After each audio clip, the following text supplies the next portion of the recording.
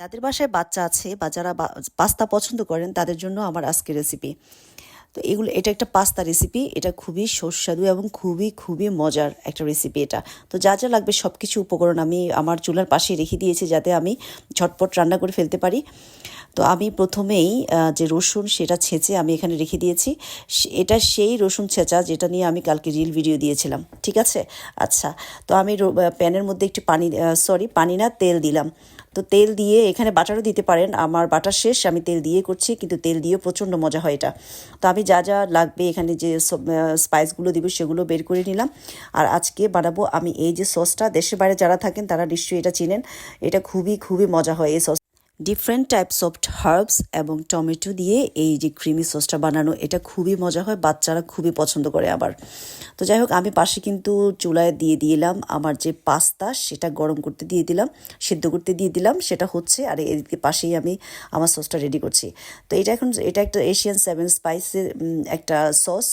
আর দিয়ে দিলাম Italian herbs, এই দুইটা দেওয়ার চেষ্টা করবেন। এটা তো বাংলাদেশেও এখন পাওয়া যায় অ্যাভেলেবেল, এসব যে রেডিমেড যে স্পাইসেসগুলো সেগুলো বাংলাদেশেও সব জায়গায় এখন অ্যাভেলেবেল, সুপার শপগুলোতে স্পেশালি পাওয়া যায়। তো আমি এগুলো দিয়ে দিলাম, আবার দিয়ে দিলাম মিক্সড হার্বসের মধ্যে অনেক রকমের হার্ব থাকে। তো আমি এটাই বেশিরভাগ সময় ব্যবহার করি। তো আমি এখানে লবণ ছাড়া বাকি সব কিছুই দিয়ে দিলাম, দিয়ে ভালো করে নেড়ে এটাকে আমি একটা আর একটু ভালোভাবে ক্রিমি টেক্সচার আসা পর্যন্ত আমি এটা রেখে দিলাম।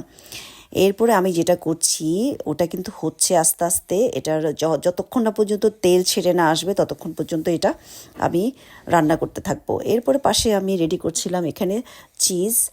তো বাচ্চারা যে বার্গার খায় না, বার্গারের ভিতরে যে স্লাইসগুলো খায় চিজ, সেই স্লাইসগুলোই আমি এখানে দিয়ে দিচ্ছি। তো ইব্রাহিম আবার ক্রিমি পাস্তা অনেক পছন্দ করে। তো ক্রিমি পাস্তা আনার জন্য যেটা চিজি এবং ক্রিমি মিক্সড একটা টেক্সচার আসে, ওটা সে খুবই পছন্দ করে, আমার বড় ছেলে ইব্রাহিম। তো ওর কথা মাথায় রেখে কিন্তু আমার এই পাস্তাটা বানানো। তো আমার এক এক বাচ্চা আসলে পাস্তা এক একভাবে পছন্দ করে।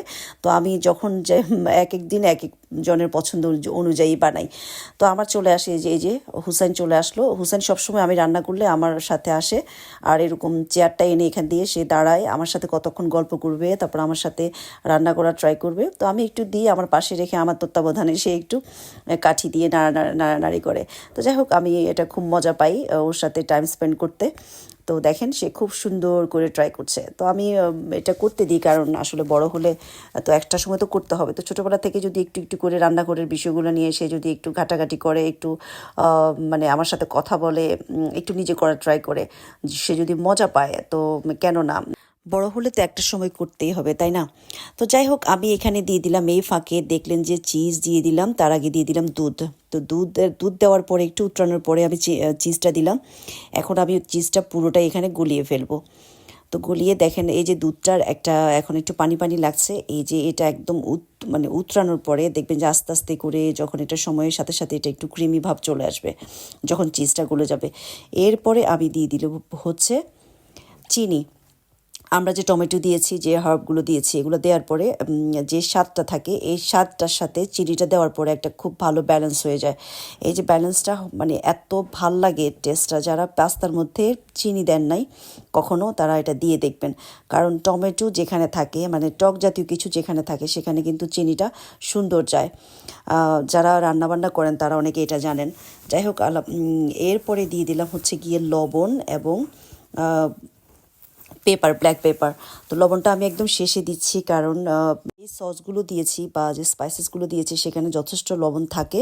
তো আমি সেজন্য একদম লাস্টের দিকে গিয়ে এসে লবণ দিয়েছি দেখে। এরপর দিয়ে দিলাম হচ্ছে পাস্তা হয়ে গেছে। পাস্তাগুলো এখানে আমি এখন ঠেলে দিচ্ছি একটু একটু করে সবগুলো। তো পাস্তাগুলো দেওয়ার পরে আমি কিন্তু একদমই আগুন এখন মানে মোটামুটি একদমই ডিম করে রাখলাম, যাতে আমার যে সসটা এটা যাতে কমে না যায়। পাস্তাগুলো দেওয়ার পরে আমি হয়তো আর বেশি হলে 5 মিনিট রাখবো। এই 5 মিনিটে আমার আরেকটা কাজ আছে, আপনারা একটু পরে দেখতে পাবেন। তো পাস্তাগুলোর সাথে আমি সসটা একেবারে একদম ডিম আগুনেই কিন্তু এখনও আছে, আমি আর আগুন বাড়াবো না। এই আগুনেই আমি পাস্তার সাথে সসটা একদম সুন্দরভাবে মিশিয়ে ফেলবো। ইব্রাহিম কিন্তু ড্রয়িং রুম থেকে বারবার আমাকে ডেকে বলছে, মাম্মা হয়েছে হয়েছে শেষ হয়েছে। তা আসলে ওর যখন পাস্তা বানাই বা বার্গার বানাই বা বিরিয়ানি বানাই, এই তিনটা জিনিস বানানোর সময় আমার ছেলে মানে হয় না যে তর্স হয় না এমন অবস্থা।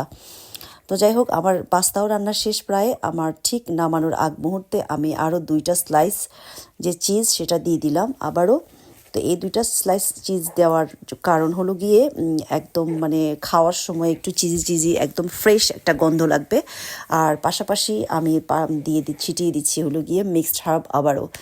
তো এটার কারণে আমাদের খাওয়ার সময় এটা সুন্দর একটা স্মেল মানে লাগবে খেতে, হার্বের একটা স্মেল লাগবে এবং চিজি একটা স্মেল লাগবে খেতে, মানে যে কি অসাধারণ এটা। যারা পাস্তা পছন্দ করেন তারা এই রেসিপিটা ফলো করতে পারেন, খুবই মজা হয়। আর বাচ্চারা তো এটা মানে পেলে আপনাকে আমি মানে এটা গ্যারান্টি দিতে পারি, আপনাকে বলবে যে আবারও বানিয়ে দাও মাম্মা, সেদিন যে বানিয়েছিলে। তো যাই হোক, আমার কাছে তো ভালো লাগে না পাস্তা, আমি পাস্তা কখনোই পছন্দ করি না। শুধুমাত্র বাচ্চাদের জন্যই আমি আসলে বিভিন্ন রকমের পাস্তা ট্রাই করি। ওরা যেটা পছন্দ করে সেটাই আমি ওদেরকে বানিয়ে খাওয়াই। আরেকটা পাস্তা আছে যেটা আমার বাচ্চারা খুবই পছন্দ করে, সেটা হলো অথেন্টিক যে হোয়াইট ক্রিমি পাস্তা, যেটা এটা ওরা খুবই পছন্দ করে। তো কখনো আমি সেটাও বানিয়ে আপনাদেরকে দেখাবো। এই যে দেখেন, রান্নার পর পর আমাদের মহাশয় চলে আসছে, আমার ইব্রাহিম। সে যে কি পরিমাণ খুশি। আর মাম্মাও একটু ক্যামেরা ধরে ওর সাথে খুব বেশি দুষ্টামি করতেছিল, আর সে হাসতে হাসতে শেষ হয়ে যাচ্ছিল।